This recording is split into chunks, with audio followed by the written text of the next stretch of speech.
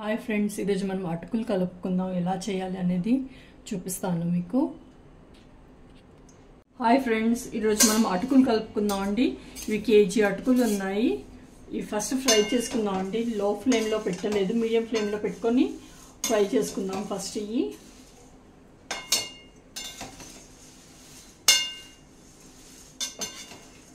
ఇలాగ మొత్తం ఫ్రై చేసుకోవాలండి. అడుగు నుంచి కలుపుతూ ఫ్రై చేసుకోవాలి, లేదంటే కింద మాడిపోతుంది. ఇలా మొత్తం అన్నీ ఫ్రై చేసుకుందాం అటుకుల్ని క్రిస్పీ అయ్యేంత వరకు. చూస్తున్నారు కదా, ఇలా లైట్గా కలర్ మారిపోయి లైట్గా అయిపోతుందండి. అయితే ఇది అయిపోయినట్టు, అటుకులు ఫ్రై అయినాయి, తీసేస్తున్నాను.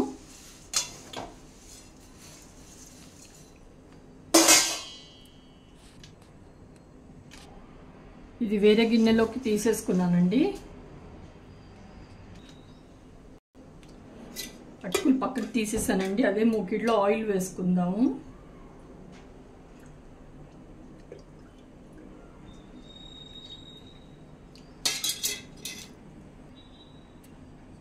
ఆయిల్ హీట్ అయిందండి. ఆవాలు వేసుకుందాం. 1 టీ స్పూన్ వేసుకుంటున్నాను. జీలకర్ర కూడా అంతే అండి. క్రాకల్ అవుతుంది కదండి, పల్లీలు వేసుకుంటున్నాను. 3 టేబుల్ స్పూన్లు వేసుకున్నాను పల్లీలు. మిక్స్ చేద్దాం. ఇది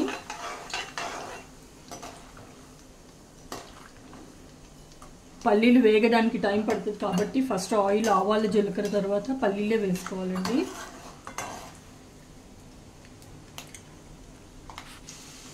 ఇక్కడ రండి, ఎండుమిరపకాయ, పచ్చిమిరపచ్చి, ఇంకా కరివేపాకు కట్ చేసి పెట్టేసుకున్నాను. అవి వేసేస్తాను. ఇక్కడ పచ్చిమిరపకాయలు వేసుకుంటున్నాను ఫస్ట్. అలాగే కరివేపాకు కూడా వేస్తున్నాను. ఎండుమిరపకాయ కూడా వేస్తాను. ఇది కూడా మిక్స్ చేద్దాం.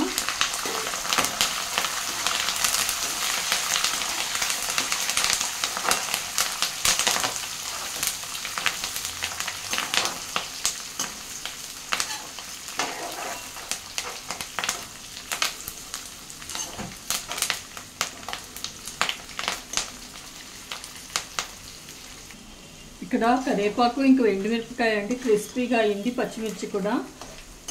ఇప్పుడు పుట్నాలు వేసేసుకుంటున్నాను.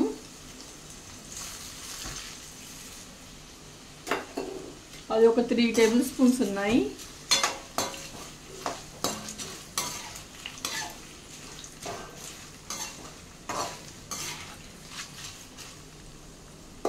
ఇక్కడే ఉప్పు వేసేస్తానండి. అటుకులకి సరిపడా ఉప్పు ఆయిల్లో వేస్తే కరెక్ట్గా కలుస్తుంది. ఒక 1.5 స్పూన్ వేస్తున్నాను. ఒకసారి కలుపుకుందాం.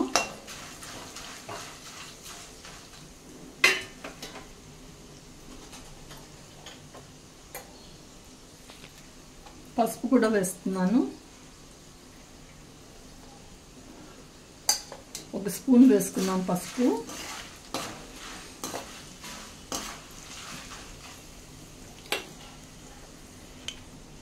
అటుకులు ఇక్కడ ఫ్రై చేసి పెట్టుకున్నాను కదండి, ఆ అటుకులు ఇక్కడ వేసేస్తున్నాను. స్టవ్ ఆన్లోనే ఉంది, ఆఫ్ చేయలేదు నేను.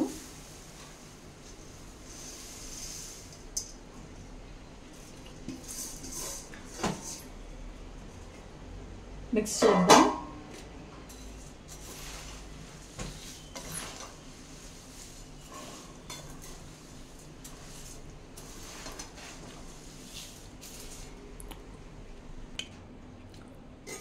చూస్తున్నారు కదా, కలిపేసానండి అటుకులు. స్నాక్ కింద ఈవినింగ్ పిల్లలకి ఇస్తే చాలా బాగుంటాయండి. ఒకసారి అందరూ ఇలా ట్రై చేయండి, ఎలా కుదిరాయో చెప్పండి.